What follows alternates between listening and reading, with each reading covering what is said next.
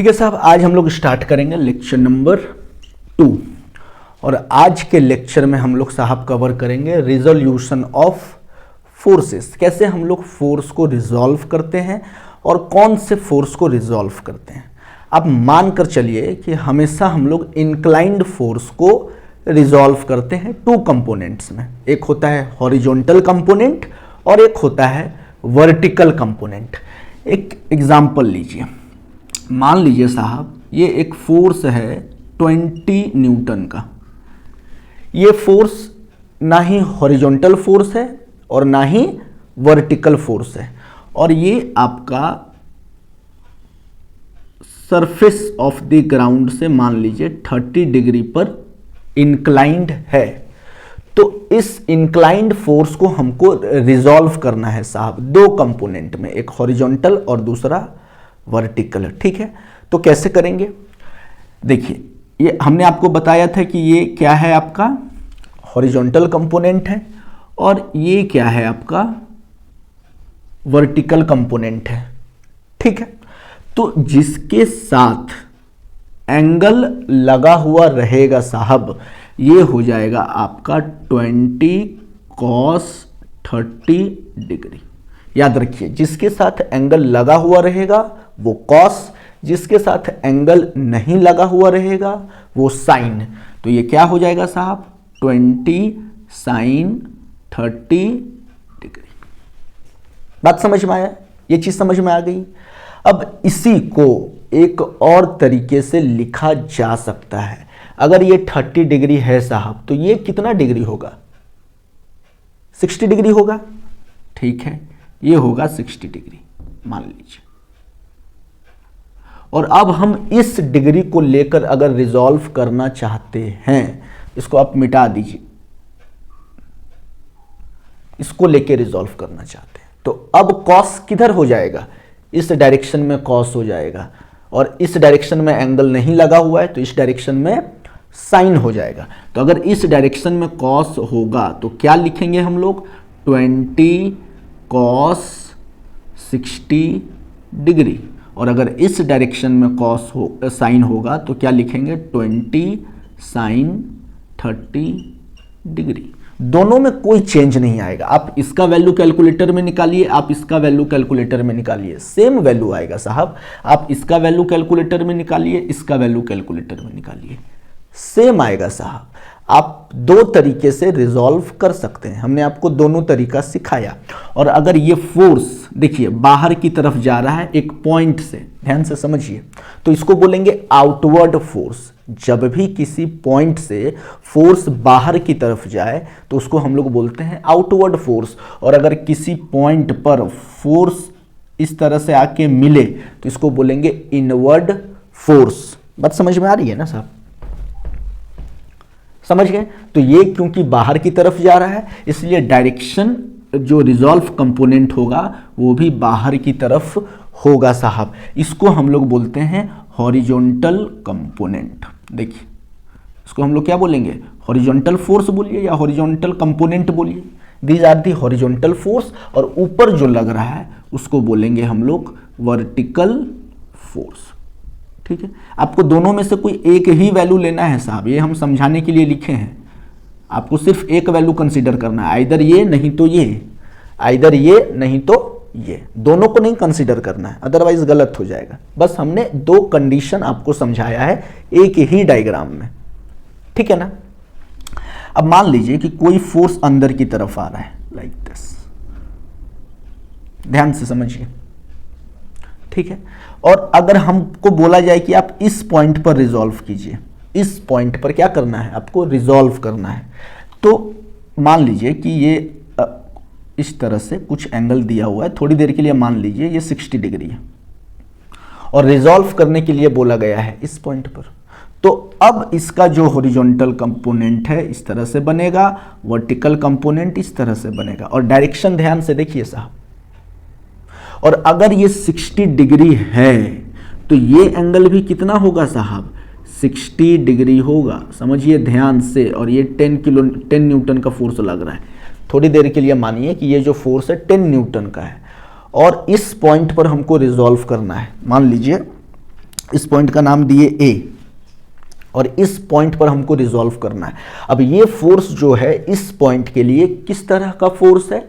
Inward force है, क्योंकि यहां पर पॉइंट है और फोर्स ऐसे आके लग रहा है, तो इसको हम लोग क्या बोलेंगे? Inward force. तो और ये आपका हॉरिजॉन्टल लाइन है, आपका ग्राउंड सरफेस है, और इससे ये कितना इंक्लाइंड है? 60 डिग्री। तो ये वाला अल्टरनेट इंटीरियर एंगल से 60 डिग्री हो जाएगा साहब। तो फिर आप इसको रिजॉल्व आसानी से कर सकते हैं। इस पर 60 लगा है तो ये हो जाएगा 10 कॉस 60 डिग्री, और ये क्या हो जाएगा? 10 साइन 60 डिग्री। ये चीज़ समझ में आ रही है साहब? ठीक है। और अगर मान लीजिए इस पॉइंट पर आपको रिजॉल्व करने के लिए बोला जाता तो क्या करते? बताइए, उसको पूरा मिटाइए। इस पॉइंट पर रिजॉल्व करना है और ये एंगल आपका दिया हुआ है 60 डिग्री, इसको पॉइंट बी मानिए। अब जब हमको इस पॉइंट पर रिजॉल्व करना है तो बहुत इजी है। अगर ये फोर्स इस पॉइंट के लिए, ये फोर्स कैसा है? आउटवर्ड फोर्स है, बाहर की तरफ जा रहा है, तो ये वाला कंपोनेंट आपका हॉरिजॉन्टल कंपोनेंट हो जाएगा और ये वाला आपका वर्टिकल कंपोनेंट हो जाएगा। और ये अगर 60 डिग्री है और ये अगर 10 न्यूटन का फोर्स लग रहा है तो इस साइड हो जाएगा आपका 10 कॉस 60 डिग्री ये वाला फोर्स, और ये फोर्स कितना हो जाएगा साहब? 10 साइन 60 डिग्री। समझ में आ रहा है? ठीक। तो डायरेक्शन का बहुत ज्यादा ख्याल रखना है साहब कि किस पॉइंट पर हमको रिजॉल्व करना है। एक बार कैमरा देख लेते हैं। ठीक है, ठीक है ना? किस पॉइंट पर रिजॉल्व? अगर इस पॉइंट पर रिजॉल्व करना है तो डायरेक्शन इस पॉइंट के लिए इनवर्ड होगा। इस पॉइंट पर अगर रिजॉल्व करना है तो डायरेक्शन इसके लिए आउटवर्ड होगा। ठीक है। रिजोल्यूशन ऑफ फोर्सेस में ये जो है आपका दो कंपोनेंट हॉरिजॉन्टल और वर्टिकल बहुत इंपॉर्टेंट है साहब। हॉरिजॉन्टल कंपोनेंट को हम लोग क्या लिखते हैं? इस टाइप से लिखेंगे, समेशन ऑफ एच। यानी अगर एक से ज़्यादा हॉरिजॉन्टल कंपोनेंट रहेगा तो इसको हम लोग बोलते हैं समेशन। अगर एक से ज़्यादा रहेगा तो हम लोग बोलेंगे इसको समेशन ऑफ वर्टिकल कंपोनेंट। यहाँ पर एक ही है तो एक ही रहेगा। बात समझ में आ रहा है ना? चलिए कुछ और एग्जाम्पल्स लेते हैं हम लोग।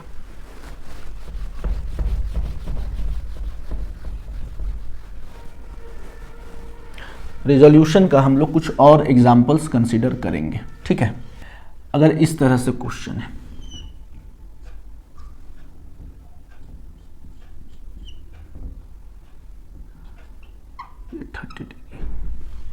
ठीक है, और आपको रिजॉल्व करना है इस पॉइंट पर। इस पॉइंट पर हमको क्या करना है? रिजॉल्व करना है इस इंक्लाइंड फोर्स को। मान लीजिए ये 50 न्यूटन है। ठीक है, इसका मैग्नीट्यूड कितना है? 50 न्यूटन। और हमको रिजॉल्व किस पॉइंट पर करना है साहब? इसको मान लीजिए बी पॉइंट, इसको मान लीजिए ए।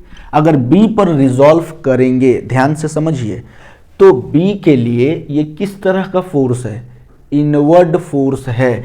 तो अब इसका ये आपका हो जाएगा हॉरिजॉन्टल कंपोनेंट और ये हो जाएगा वर्टिकल कंपोनेंट। ध्यान से समझिए। और डायरेक्शन किधर होगा? क्योंकि इस पॉइंट के लिए इनवर्ड है तो इसके लिए ये इनवर्ड होगा और ये भी कैसा होगा? इनवर्ड होगा। और अगर ये 30 डिग्री है साहब तो अल्टरनेट इंटीरियर एंगल से ये भी होगा 30 डिग्री। बात समझ में आ रहा है ना? और ये आपका हॉरिजॉन्टल है तो ये कितना हो जाएगा? 50 कॉस 30 डिग्री। बात समझ में आया? और इसका मैग्नीट्यूड कितना हो जाएगा साहब? 50 साइन। ठान लीजिए ये कंडीशन है,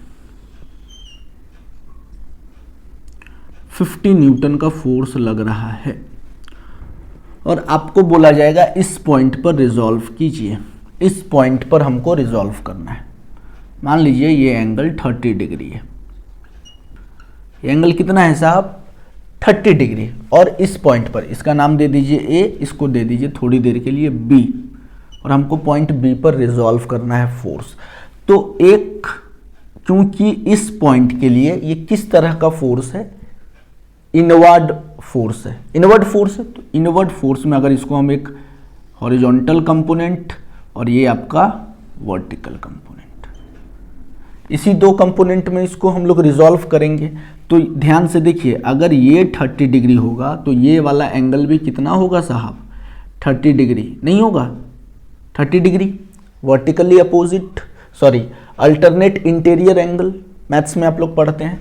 तो अगर ये 50 है और इसके साथ 30 लगा हुआ है तो इसका वैल्यू कितना हो जाएगा, 50 कॉस 30 डिग्री, और इस पर एंगल नहीं लगा हुआ है तो इसका वैल्यू हो जाएगा 50 साइन 30 डिग्री। बात समझ में आया। और इसको एक तरीके से लिख सकते हैं, मान लीजिए हम बोलेंगे भैया इस एंगल को कंसीडर हम करेंगे, अगर ये 30 है तो ये एंगल कितना होगा, 60 होगा, 60 होगा, इसको मिटा दीजिए, ये एंगल कितना होगा, 60 होगा।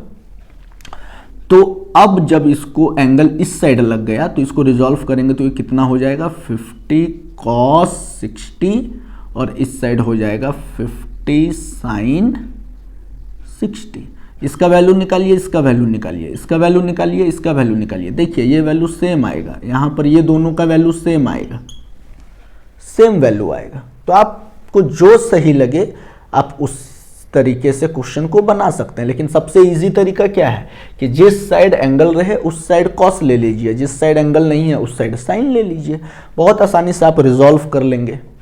ठीक है, ये चीज़ें समझ में आ गई। चलिए कुछ और हम एग्जाम्पल से समझते हैं। ठीक है, मान लीजिए एक इस तरह से एक मान लीजिए साहब इसको रिजॉल्व करना है ना। मान लीजिए ये दिया हुआ है 30 डिग्री। तो अगर मान लीजिए हम इस पॉइंट पर रिजॉल्व करना चाहते हैं तो कैसे करेंगे। इस पॉइंट के लिए ये किस तरह का फोर्स है, आउटवर्ड फोर्स है। तो इसको रिजॉल्व कैसे करेंगे बताइए। देखिए,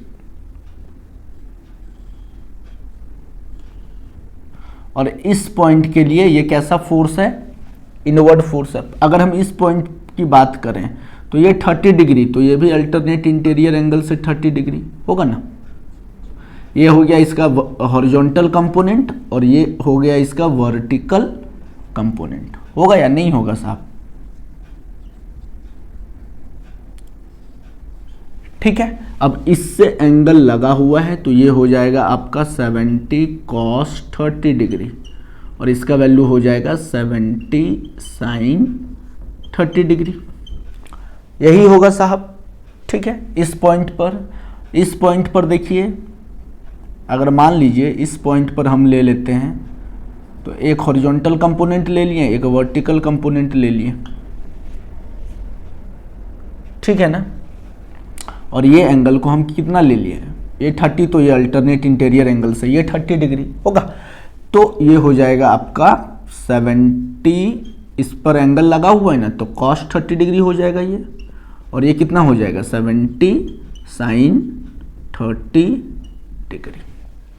बात समझ में आ गया ना, कैसे हम अलग अलग पॉइंट पर रिजॉल्व करते हैं। अब इसको आप सॉल्व कीजिए तो सेम वैल्यू आएगा। ठीक है ना, तो आप देखिए इसका वैल्यू सेम होगा, नहीं होगा, ये वैल्यू भी सेम ही होगा। तो ये हो गया हॉरिजॉन्टल, ये हो गया वर्टिकल। आपको एक ही पॉइंट पर क्या करना होता है, रिजॉल्व करना होता है। ठीक है, और जब भी रिजॉल्व करेंगे याद रखिएगा हॉरिजॉन्टल और वर्टिकल कंपोनेंट दोनों में साहब रिजॉल्व करेंगे। ठीक है, आई होप आपको रिजॉल्व कैसे करना है थोड़ा बहुत आपको आइडिया हो गया होगा। ठीक है, अब समझेंगे स्लोप कैसे निकाला जाता है। ठीक है साहब, देखिए स्लोप, मान लीजिए कोई भी एक फोर्स दिया हुआ है 50 न्यूटन का, और यहाँ पर आपको दिया है इस तरह से स्लोप निकालने के लिए। लेट अस सपोज थोड़ी देर के लिए ये इसका दिया हुआ है 4 वैल्यू, इसका दिया हुआ है वैल्यू 3। ठीक है, अब स्लोप कैसे निकालेंगे। स्लोप का मतलब होता है साहब tan थीटा। आप हमेशा याद रखिएगा स्लोप का मतलब क्या होता है, tan theta.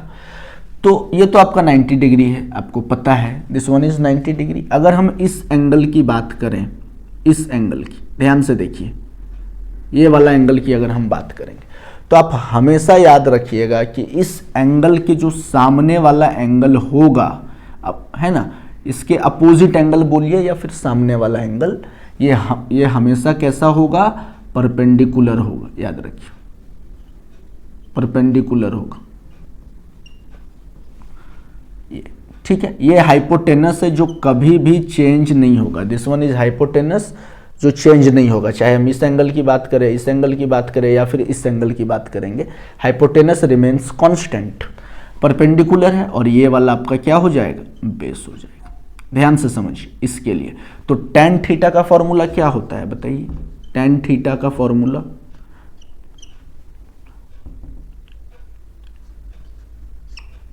Perpendicular by base, tan theta का साहब फॉर्मूला होता है परपेंडिकुलर बाई बेस, तो 4/3, परपेंडिकुलर कितना है 4, बेस कितना है 3, तो थीटा कैसे निकलेगा, tan इनवर्स 4/3। आप कैलकुलेटर में कीजिए, ये कुछ डिग्री आएगा, कैलकुलेटर में जब आप tan इनवर्स 4/3 बैठाएंगे तो आपको ये कुछ डिग्री में आएगा, तो यहाँ पर जो भी वैल्यू आएगा वो इसका वैल्यू होगा साहब, यहाँ जो वैल्यू आएगा वो वैल्यू यहाँ पर होगा। अब आप इसको इजिली रिजॉल्व कर सकते हैं, मान लीजिए इस पॉइंट पर रिजॉल्व करना है, इस पॉइंट पर, तो आप इजिली रिजॉल्व कर पाएंगे। ये आपका हो जाएगा, इससे एंगल लगा हुआ है तो ये आपका हो जाएगा हॉरिजॉन्टल कंपोनेंट और ये आपका हो जाएगा वर्टिकल कंपोनेंट, नहीं हो जाएगा। तो अगर ये 50 है तो ये कितना हो जाएगा साहब 50 कॉस और यहाँ पर जो होगा वैल्यू, और ये कितना हो जाएगा 50 साइन, जो वैल्यू आएगा डिग्री में 50 साइन। समझ में आ रहा है? तो इस तरह से हमको स्लोप यानी tan थीटा निकाल सकते हैं और एंगल निकाल सकते हैं। आपका एंगल अगर नहीं दिया हुआ रहेगा तो आपका कुछ ना कुछ डेटा गिवन रहेगा और इसी डेटा से हम लोग एंगल निकाल सकते हैं। बात समझ में आ गई? ये इस एंगल की बात की है। अब अगर हम इस एंगल की बात करते हैं, ध्यान से देखिए, अगर हम इस एंगल की बात करते हैं, इस एंगल की, ये वाला एंगल निकालना है साहब, तो क्या करेंगे? ध्यान से देखिए, अगर इस एंगल की बात करेंगे तो इसका सामने वाला एंगल कौन सा है? ये। तो अभी हमने बताया कि एंगल का जो अपोजिट होगा, सामने होगा, वो हो जाएगा परपेंडिकुलर। तो इस एंगल के लिए ये आपका हो जाएगा परपेंडिकुलर और ये हो जाएगा बेस, और tan थीटा p/b में पुट कीजिए तो क्या हो जाएगा tan थीटा, मान लीजिए, तो tan थीटा क्या हो जाएगा इस एंगल के लिए परपेंडिकुलर बाई बेस यानी 3/4। ध्यान से देखिए, तो थीटा क्या हो जाएगा साहब tan इनवर्स 3/4, कुछ तो वैल्यू आएगा और वो वैल्यू किस में आएगा? डिग्री में आएगा। तो यहाँ वैल्यू आपको निकल जाएगा। अब जब वैल्यू निकल जाएगा तो आप इसको रिजॉल्व कर सकते हैं, यहाँ पर भी कोई दिक्कत नहीं है, ठीक है। अगर यहाँ पर रिजॉल्व करना हो तो आप कैसे रिजॉल्व कीजिएगा बताइए? देखिए, इसको आप आगे ले जाइए, आगे ले गए, ये वर्टिकल कंपोनेंट है और इस पॉइंट पर ये आपका हॉरिजॉन्टल कंपोनेंट है। ध्यान से देखिए, और ये अगर आपका थीटा है तो ये एंगल भी आपका कितना होगा? थीटा नहीं होगा क्या? अल्टरनेट इंटीरियर एंगल से जो यहां पर आया है, होगा या नहीं होगा साहब? ध्यान से समझिए, न्यूमेरिकल बनाने में बहुत मदद होगा। इस पॉइंट पर रिजॉल्व करना है तो हमने यहाँ पर इस पॉइंट पर एक वर्टिकल कंपोनेंट बनाया, एक हॉरिजॉन्टल कंपोनेंट बनाया। ये जो एंगल थीटा था, ये यहाँ पर क्या हो जाएगा? वर्टिकली अपोजिट एंगल से ये वाला भी थीटा हो जाएगा, ठीक है ना? तो आप आराम से 50 है और इस पर थीटा लगा है तो 50 कॉस, जो यहाँ पर एंगल आएगा थीटा है तो थीटा जो भी आया होगा, और ये हो जाएगा आपका 50 साइन जो एंगल आया होगा। बस इस तरह से आपको क्वेश्चन बनाना है। समझ गए ना किस तरह से रिजॉल्व किया जाता है, किस तरह से थीटा निकाला जाता है, ठीक है। आप नहीं समझ में आया फिर से वीडियो देखिए, है ना, फिर से आप बैक जाइए, फिर से देखिए, आपको समझ में आ जाएगा। तो इस तरीके से हम लोग क्या करते हैं, फोर्स को रिजॉल्व करते हैं, ठीक है ना।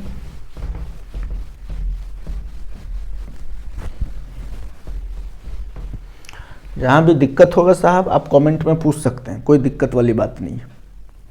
चलिए अब थोड़ा सा क्वाड्रेंट के बारे में थोड़ा सा पढ़ लेते हैं, ये डायग्राम इंपॉर्टेंट है साहब, ठीक है।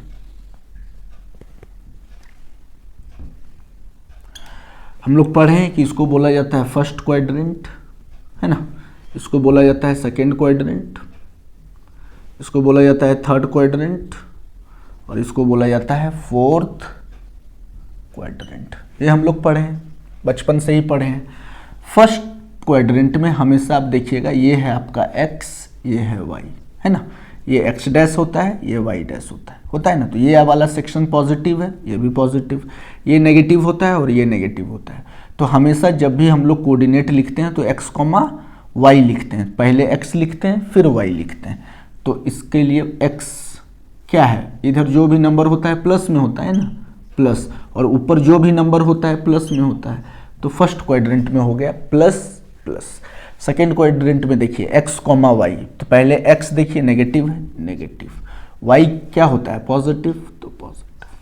थर्ड क्वाड्रेंट में पहले x नेगेटिव, y कैसा, नेगेटिव। फोर्थ क्वाड्रेंट में देखिए पहले x पॉजिटिव और फिर y नेगेटिव। ये चीज़ सबसे पहले आप समझ लीजिए, ठीक है।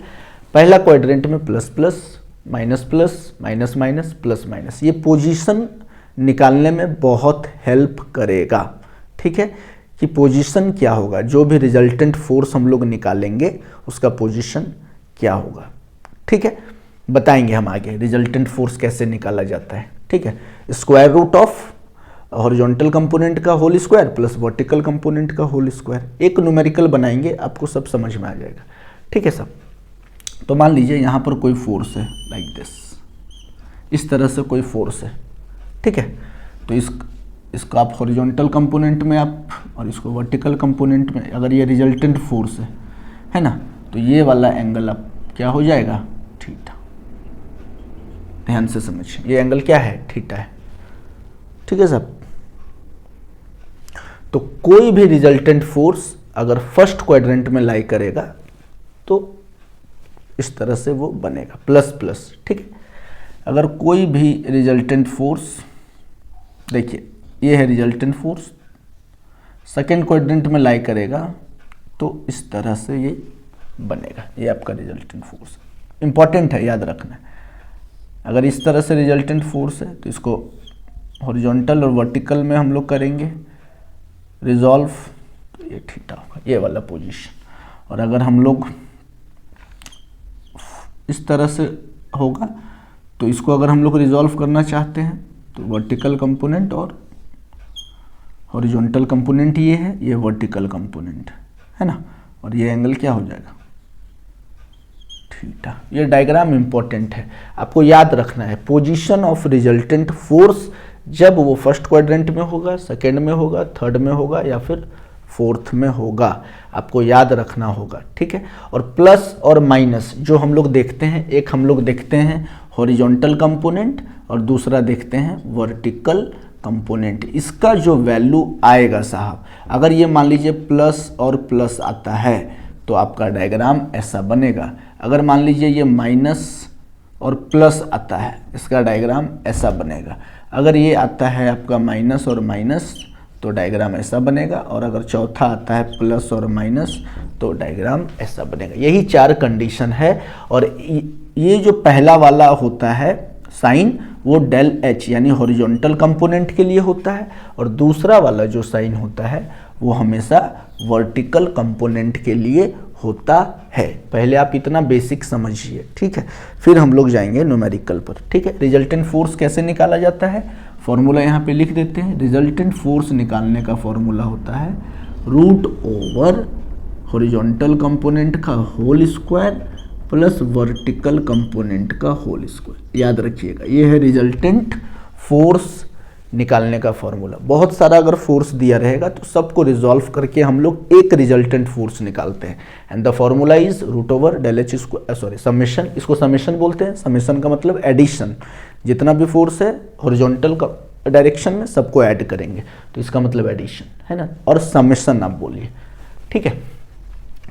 और स्लोप निकालने का तो फॉर्मूला बताए ही थे हम लोग, थीटा या फिर पोजीशन निकालना है। tan इनवर्स याद रखिएगा हमेशा ये मॉड होता है, ठीक है, ये हमेशा आपका रहेगा मॉड। मॉड का मतलब होता है मॉडुलस यानी positive, summation of v by summation of h, ये मॉड, यानी कि अगर कोई प्लस हो माइनस हो कोई मतलब नहीं है, वो प्लस बन जाएगा, ठीक है। मॉडुलस का मतलब क्या होता है, अगर -5 है इसका मॉड ले लें तो ये 5 बन जाएगा, और अगर 5 है तो इसका मॉडुलस भी 5 ही होगा, याद रखिएगा, ठीक है। तो इसको मॉड क्या करता है, साइन को कन्वर्ट कर देता है, नेगेटिव है तो उसको पॉजिटिव में कर देगा, और पॉजिटिव एज इट इज रहेगा।